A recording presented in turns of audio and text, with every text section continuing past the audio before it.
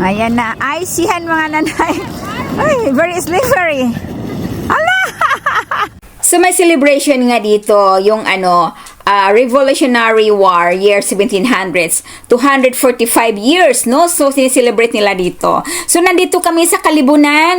Walang kamaisan, kakahuyan. So, battlefield ito dito. So, ayan na nga, naglalakad ang mga tao. Di sumunod din kami sa kanila. May nagumpukan doon. Then, sumama din kami. So, akala ko kung anong mayroon doon. So, pagdating namin doon, natapos na sila nagumpukan, umalis na. Sabi ko, anong mayroon dito? Bakit sila nagumpukan? Wala naman ako nakikita ang mayroon dito. Ewan ko kung ano talaga pinag-uumpukan ng mga nanay. Yun ang kasi nosing nga tayo, akala namin may something going on. So bumalik kami mga kananay, dito namin nakita yung mga horses. Ito yung life noong unang panahon mga kananay noon during war. So sineselebrate nga nila dito 245 years ago. So ito pala mga kananay, nung nakita ko yung mga kaldero nila, alam niyo yung sa probinsya talaga na yung mga kaldero natin, saka kahoy talaga ang kanilang ginagamit ng pagsaing, pagluluto ng mga pagkain. Kaso lang nga sila dito ay potato, sa atin naman ay rice. Ayan mga nanay, ako'y natutuwa. Sa umpisa, sabi ko, ano ba ito? Oy, hindi man ako natutuwa dito. Hindi ko to gusto.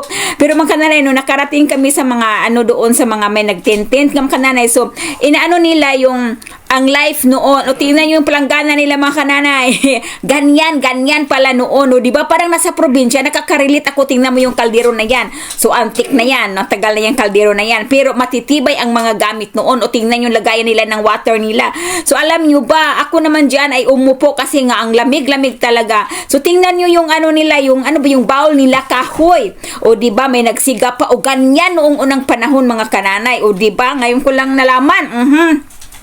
So, dahil gustong-gusto nga ng anak ko itong mga history. O, di na, tingnan mo naman sila, nagsiga at umupo. O, di ba? Tapos, ang lamig-lamig talaga ng panahon mga kananay. Pero, nag-enjoy naman ako dahil nga nakita ko yung kaldero at saka yung siga. Naalala ko yan sa atin sa probinsya na ganyan talaga tayo. O, tingnan nyo naman kaldero mga kananay. O, kinalawang na ganyan talaga yung kaldero natin sa probinsya.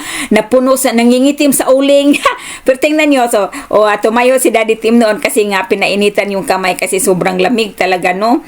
So, si Matthew naman nagtakbo-takbo, parang hindi nilalamig yung bata na yan. So, dito may mga uniform sila, may mga din dyan, mga presentation.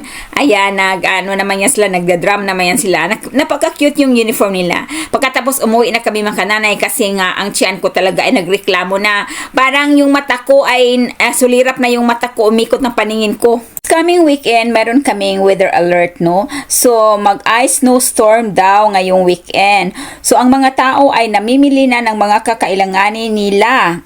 Isa na rin kami doon. At ang Daddy Tim ay namimili din siya ng kailanganin niya in case na walang kuryente, kung anong pwedeng gamitin niya doon sa bago naming generator. So, ang generator ay darating pa sa Friday. Saturday daw yung ice storms, no? Pumunta kami dito kasi naghahanap ako ng electric burner. Kung sakaling walang kuryente, mayroon namang generator at pwedeng ikabit doon. Yung maliit lang siya, yung single lang. Pero wala kaming nakikita, wala talaga sila. So pumunta naman kami sa kabila at ito may mga mangga sila, no?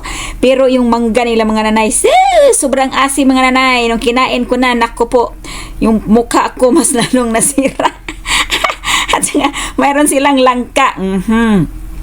Hindi ko alam kung matamis ba yan, pero hindi ako bumili yan. Hindi ko alam kung ano ito. Tapos, ayun, bumili na rin ako ng always para sa ating hygiene, o diba? Dahil may palapit na ice storm dito sa amin, at ito na ang mga shelf sa mga tinapay, wala nang laman, na empty talaga. Kahit saan tindahan ka pupunta, ang shelf nila ay talaga empty na. Kasi ngayon ang pangunahin nilang dito, ito yung pinaka-rice nila, yung tinapay.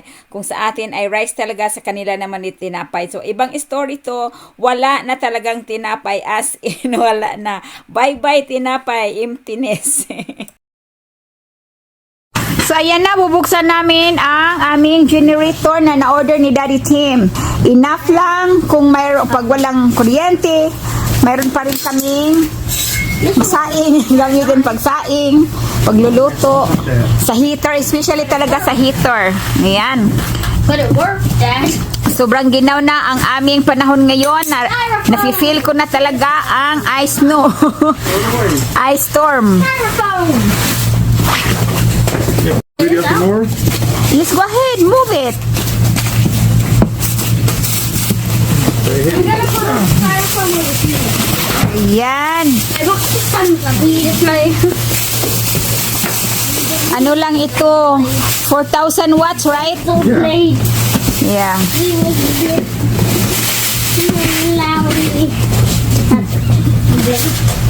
Pero hindi, ayan, ano, hindi yan snow. Slit and ice. Ayan, oh. Ayan, para siyang abono. Abono na Roria. So, sobrang lamig. 20 degrees outside, Fahrenheit. Pero hindi pa yan tapos mga kananay ha. Sigoon pa ng goon. Pero sa loob ng bahay, warm na warm kami mga kananay kasi meron kaming electric heater. Hindi pa naman nawala ng kuryente. At meron din kaming propane heater. So, warm na warm po. Mga nanay, nakikita nyo ito, ice talaga, oh. Hindi matanggal-tanggal. Ayan, ice, slippery. My goodness. Kawawa ang sasakyan namin. Dalawang sasakyan nandito sa labas dahil hindi na nga magkasya sa loob. Ball attack. So, ayan. Pinalaro namin si Matayo dito pero sus, ang tigas ng ano mga kananay, ang tigas. It's frozen. Ice. So, unsaon man pagkabuhi sa atong tanom, yan, daming okra, oh. Ano, paano ba yan? Napuno sa ice. Paano mabuhay yan? Wala na. Ano na lang, pag this coming summer, magtanim na naman tayo, di ba? Pinatakbo-takbo yung anak namin, sinamahan namin dito sa labas para namang matuwa siya. So, ito yung mga malunggay ko noon. Oh, very good yung anak ko, pinutol-putol. So, ayan na po. Wala tayong magagawa dyan. O, diba, namumuti. Parang mata ko lang na namuti.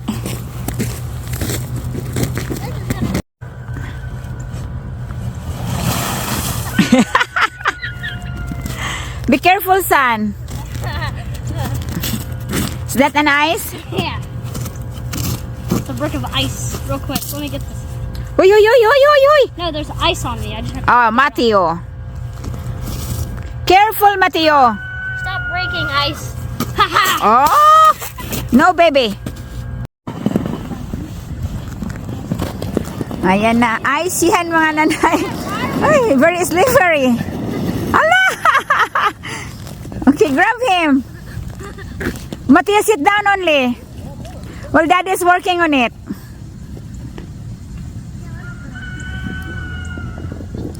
Kahayahas, kinabuhi ni Mateo. Giguyod-guyod sa amahan. Go fast.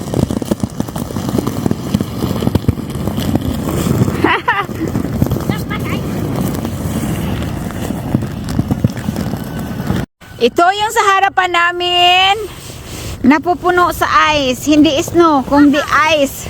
Very slippery. Kawawa yung dalawang car namin. Nagka-ice. Pero yung dalawa, safety nandoon sa loob ng garage. Why are we even racing down?